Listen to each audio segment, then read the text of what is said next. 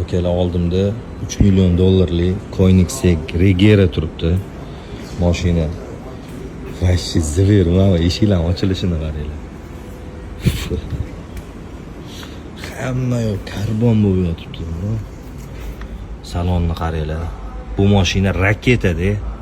1500 ot kuchi, 5 litr V8 twin turbo motor. Maksimal tezligi 410 km/soatga.